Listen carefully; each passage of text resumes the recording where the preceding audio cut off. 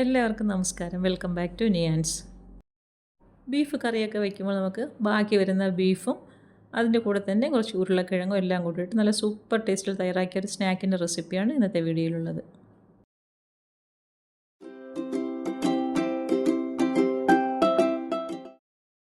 ഇത് തയ്യാറാക്കുന്നതിന് വേണ്ടി ബീഫ് കറി എടുത്ത് വെച്ചിട്ടുണ്ട്. അപ്പോൾ അതിൽ നിന്ന് നമുക്ക് ഗ്രേവിയൊക്കെ കുറച്ച് മാറ്റിയതിന് ശേഷം പീസസ് എടുത്ത് ഒരു പാനിലേക്ക് ഇട്ട് കൊടുക്കാം. അപ്പോൾ ഗ്രേവി അതിൽ കുറച്ച് കിടന്നാലും കുഴപ്പമില്ല, നമുക്ക് നന്നായിട്ടിത് പറ്റിച്ച് ഡ്രൈ ആക്കി എടുക്കാനുള്ളതാണ്. നമുക്ക് ആവശ്യത്തിനുള്ള അത്രയും ഇതേപോലെ പാനിലേക്ക് ഇട്ട് കൊടുക്കാം. ഇനി അതിനെ അടുപ്പിലേക്ക് വെച്ച് കൊടുത്ത് നന്നായിട്ടൊന്ന് ഡ്രൈ ആക്കി എടുക്കാം. ബീഫ് കറി ബാലൻസിങ്ങിന് നമ്മൾ അടുപ്പിലേക്ക് വെച്ച് കൊടുത്ത് ഇങ്ങനെ ഫ്രൈ ആക്കി എടുക്കുമ്പോൾ നല്ലൊരു പ്രത്യേക ഒരു ടേസ്റ്റാണ്. അപ്പോൾ ഈ ഒരു രീതിയിൽ നന്നായിട്ട് ഇതിനെ ഒന്ന് വറ്റിച്ച് ഡ്രൈ ആക്കി എടുക്കാം. ഫ്ലെയിം എപ്പോഴും മീഡിയത്തിലിട്ട് കൊടുത്തതിന് ശേഷം ഇത് വറ്റിച്ചെടുക്കുക, അല്ലെങ്കിൽ പെട്ടെന്ന് അടിക്ക് പിടിക്കും. അപ്പോൾ ഫ്ലെയിം അഡ്ജസ്റ്റ് ചെയ്ത് വെച്ചിട്ട് വേണം ഇതേപോലെ ഫ്രൈ ആക്കി എടുക്കാൻ. ആ ഗ്രേവിയൊക്കെ നന്നായിട്ടങ്ങ് വറ്റി ബീഫിനത് നല്ലതുപോലെ അങ്ങ് കോട്ടായി വരും. അപ്പോൾ പ്രത്യേക ടേസ്റ്റാണ്. ആ ഒരു രീതിയിൽ നന്നായിട്ട് വരട്ടിയെടുത്ത് ഫ്രൈ ആക്കി എടുക്കാം. ബീഫ് കറി വയ്ക്കുമ്പോൾ ബാലൻസ് വന്നില്ലെങ്കിൽ തന്നെ ആ കറിക്കകത്ത് നിന്ന് കോരിയിട്ട് ഇതേപോലെ ഒന്ന് ഫ്രൈ ആക്കിയതിന് ശേഷം ഈ സ്നാക്ക് ഒന്ന് തയ്യാറാക്കി നോക്കണം. അപ്പോൾ ഈ ഒരു രീതിയിൽ നന്നായിട്ട് ഡ്രൈ ആയി വരുമ്പോൾ അതിലേക്ക് 1 ടീസ്പൂൺ ടൊമാറ്റോ സോസും 1 ടീസ്പൂൺ സോയ സോസും കൂടി ഇതിലേക്ക് ചേർത്ത് കൊടുക്കാം. വീണ്ടും നന്നായിട്ട് ഇതിനെ ഒന്ന് ഇളക്കി കൊടുക്കാം. ഇനി ചേർത്ത് കൊടുത്ത സോസൊക്കെ ബീഫിനകത്ത് നന്നായിട്ടൊന്ന് കോട്ടായിട്ട് മൊരിഞ്ഞ് കിട്ടണം. ആ ഒരു സമയം വരെ ഇതിനെ ഒന്ന് ഫ്രൈ ആക്കി എടുക്കാം. ഇതിലേക്ക് പിന്നെ വേറെ ഒന്നും നമ്മൾ ചേർത്ത് കൊടുക്കുന്നില്ല. കറിയിൽ നിന്ന് എടുത്ത ബീഫ് ആയതുകൊണ്ട് തന്നെ മസാലയൊക്കെ ഇതിനകത്ത് നന്നായിട്ട് പിടിച്ചിട്ടുള്ളതാണ്. അപ്പം വേറെ ഒന്നും ഇതിലേക്ക് ഇനി ചേർത്ത് കൊടുക്കേണ്ട കാര്യമില്ല. ഈ ഒഴിച്ചു കൊടുത്ത സോസൊക്കെ ബീഫിൽ പിടിച്ച് നന്നായിട്ട് വരണ്ട് വരുമ്പോൾ പ്രത്യേക ടേസ്റ്റാണ്. ഇത്രയും മതിയാകും. ഈ ഒരു രീതിയിൽ നന്നായിട്ട് ഫ്രൈ ആയി വരുമ്പോൾ ഫ്ലെയിം ഓഫ് ചെയ്ത് കൊടുക്കാം. കണ്ടില്ലേ, ആ ചേർത്ത് കൊടുത്ത സോസൊക്കെ ബീഫിലേക്ക് പിടിച്ച് നന്നായിട്ട് ഫ്രൈ ആയി കിട്ടിയിട്ടുണ്ട്. ഇനി ഇതിലേക്ക് വേണ്ടത് ഉരുളക്കിഴങ്ങാണ്. അപ്പോൾ ഉരുളക്കിഴങ്ങ് നന്നായിട്ട് വേവിച്ച് വെച്ചിട്ടുണ്ട്. ഞാൻ ഇവിടെ എടുത്തിരിക്കുന്നത് 3 ഇടത്തരം വലിപ്പത്തിലുള്ള ഉരുളക്കിഴങ്ങാണ്. ഇതേപോലെ ഫോർക്ക് ഉപയോഗിച്ച് നന്നായിട്ടൊന്ന് ഉടച്ചെടുക്കാം. ഒട്ടും കഷ്ണങ്ങളൊന്നും ഇല്ലാതെ ഈ ഒരു രീതിയിൽ ഉടച്ചെടുത്തതിന് ശേഷം ഇനി ഇതിലേക്ക് ചേർത്ത് കൊടുക്കേണ്ടത് മൈദയാണ്. 2 ടേബിൾ സ്പൂൺ മൈദ ഇതിലേക്ക് ചേർത്ത് കൊടുക്കാം. മൈദയും ചേർത്ത് കൊടുത്തതിന് ശേഷം ഇനി ഇതിലേക്ക് വേണ്ടത് 1 ടേബിൾ സ്പൂൺ റവയാണ്. ഇനി ആവശ്യത്തിനുള്ള ഉപ്പും കൂടി ചേർത്ത് കൊടുക്കാം. പിന്നീട് കുറച്ച് ചില്ലി ഫ്ലേക്സും കുറച്ച് മല്ലിയില ചെറുതായി അരിഞ്ഞതും കൂടി ഇതിലേക്ക് ചേർത്ത് കൊടുക്കാം. ഇനി കൈകൊണ്ട് നന്നായിട്ട് എല്ലാം കൂടി ഒന്ന് മിക്സ് ചെയ്ത് കൊടുക്കാം.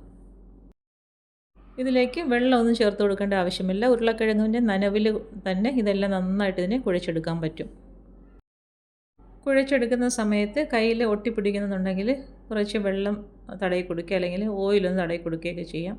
ഈ ഒരു രീതിയിൽ നന്നായിട്ടൊന്ന് കുഴച്ചെടുക്കാം. ഇതിലേക്ക് നമുക്ക് വേറെ മസാലകളൊന്നും ചേർത്ത് കൊടുക്കേണ്ട. ഈ ഒരു രീതിയിൽ തന്നെ എല്ലാം നന്നായിട്ടൊന്ന് കുഴച്ചെടുക്കാം. കുഴച്ചെടുക്കുന്ന സമയത്ത് നന്നായിട്ട് ഒട്ടലുണ്ടാകും. അപ്പോൾ പറഞ്ഞതുപോലെ തന്നെ വെള്ളമോ ഓയിലോ എന്തെങ്കിലും കയ്യിലേക്കൊന്ന് നനച്ച് കൊടുത്താൽ മതിയാകും. ഈ ഒരു രീതിയിൽ കുഴച്ചെടുത്തതിന് ശേഷം ഇതിൽ നിന്ന് കുറച്ചെടുത്ത് നമുക്കൊരു ഉരുളയാക്കിയതിന് ശേഷം കയ്യിലേക്ക് വെച്ച് കൊടുത്ത് നന്നായിട്ടൊന്ന് പരത്തിയെടുക്കാം. പരത്തിയെടുത്തതിന് ശേഷം തയ്യാറാക്കി വെച്ചിരിക്കുന്ന ബീഫിൽ നിന്ന് നമുക്ക് ആവശ്യമുള്ള അത്രയും ഇതിനുള്ളിലേക്ക് വെച്ച് കൊടുക്കാം. ഞാനിവിടെ കുഞ്ഞു ബോളാക്കിയാണ് എടുത്തിരിക്കുന്നത്. അപ്പോൾ നമുക്ക് ഇഷ്ടമുള്ള വലിപ്പത്തിനനുസരിച്ച് തയ്യാറാക്കിയെടുക്കാം. ഈ ഒരു രീതിയിൽ ബീഫും വെച്ച് കൊടുത്തതിന് ശേഷം ഇത് എല്ലാ ഭാഗത്തു നിന്ന് നന്നായിട്ട് ഇതിനെ ഒന്ന് കവർ ചെയ്തെടുക്കാം. മസാല ഒട്ടും വെളിയിൽ കാണാത്ത രീതിയിൽ നന്നായിട്ടൊന്ന് കവർ ചെയ്തെടുത്തതിന് ശേഷം കയ്യിൽ വെച്ച് നല്ലപോലെ ഒന്ന് ഉരുട്ടിയെടുക്കാം. ഈ ഒരു രീതിയിൽ കയ്യിൽ വെച്ച് ഉരുട്ടി നല്ലൊരു ബോൾ ഷേപ്പാക്കി എടുക്കാം. ഞാനിതുപോലെ റൗണ്ട് ഷേപ്പിലാണ് തയ്യാറാക്കി എടുക്കുന്നത്. നമുക്ക് വടയുടെ ഷേപ്പ് വേണമെങ്കിൽ കയ്യിലേക്ക് വെച്ച് കൊടുത്ത് ഒന്ന് പ്രസ് ചെയ്ത് കൊടുത്താൽ മതി. അപ്പോൾ ഈ ഒരു രീതിയിൽ ബാലൻസ് ഉള്ളതെല്ലാം നമുക്ക് തയ്യാറാക്കിയെടുക്കാം. നേരത്തെ തയ്യാറാക്കിയെടുത്തതുപോലെ തന്നെ ഉരുളക്കിഴങ്ങിൻ്റെ മിക്സ് എടുത്ത് കയ്യിലേക്ക് വെച്ച് കൊടുത്ത് നന്നായിട്ട് പരത്തിയതിന് ശേഷം ബീഫ് വെച്ച് കൊടുക്കാം. വീണ്ടും നന്നായിട്ട് എല്ലാം കൂടി ഒന്ന് സീൽ ചെയ്ത് കൊടുക്കാം. ഇനി കയ്യിൽ വെച്ച് നല്ലതുപോലെ ഒന്ന് ഉരുട്ടി ബോൾ ഷേപ്പിലാക്കി എടുക്കാം. ഇപ്പോൾ അത് സ്നാക്കെല്ലാം ഈ ഒരു രീതിയിൽ തയ്യാറാക്കി എടുത്തിട്ടുണ്ട്. ഇനി ഒരു പാൻ അടുപ്പിൽ വെച്ച് കൊടുത്ത് അതിലേക്ക് 1 ടേബിൾ സ്പൂൺ നെയ്യ് ഒഴിച്ചു കൊടുക്കാം. ഇത് ഡീപ്പ് ഫ്രൈ ചെയ്തെടുക്കുന്നില്ല, ഷാലോ ഫ്രൈ ആണ്. അപ്പം നെയ്യ് കുറച്ച് മാത്രം മതിയാകും. നെയ്യ് നന്നായിട്ട് ചൂടായി വരുമ്പോൾ തയ്യാറാക്കി വെച്ചിരിക്കുന്ന സ്നാക്കെല്ലാം ഇതേപോലെ നെയ്യിലേക്ക് ഇട്ട് കൊടുത്ത് 3-4 തവണ തിരിച്ചും മറിച്ചും ഇട്ട് കൊടുത്ത് നല്ല കളർ മാറി വരുന്ന സമയത്ത് പാത്രത്തിൽ നിന്ന് കോരി മാറ്റാം. ഈ 1 ടേബിൾ സ്പൂൺ നെയ്യ് തന്നെ അധികം വന്നിട്ടുണ്ടായിരുന്നു. അപ്പം നെയ്യൊക്കെ വളരെ കുറച്ച് കൊടുത്താൽ മതിയാകും. 3-4 തവണ ഇതേപോലെ തിരിച്ചും മറിച്ചും ഇട്ട് കൊടുത്താൽ നല്ലപോലെ ഒന്ന് കളർ മാറി കിട്ടുകയുള്ളൂ. അപ്പോൾ അതായത് നന്നായിട്ട് കളർ മാറി പരുവായി വന്നിട്ടുണ്ട്. ഈ ഒരു സമയമാകുമ്പോഴേക്കും നമുക്കിനി നെയ്യിൽ നിന്നും കോരി മാറ്റാം. ഇതുപോലെ കോരി മാറ്റിയതിന് ശേഷം ബാലൻസ് എന്തെങ്കിലും നെയ്യ് അതിലുണ്ടെങ്കിൽ നന്നായിട്ടൊന്ന് വാർത്ത് കളയാം.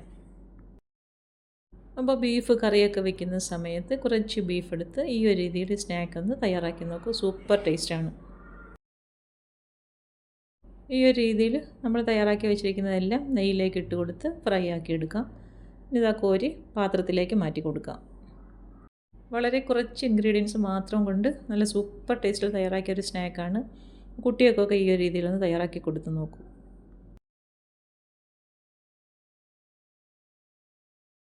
ഇതാ ഇതിൻ്റെ ഉൾഭാഗം കണ്ടില്ലേ? കാണുമ്പോൾ തന്നെ അറിയാമല്ലോ എത്രത്തോളം ടേസ്റ്റി ആയിരിക്കുമെന്നുള്ളത്.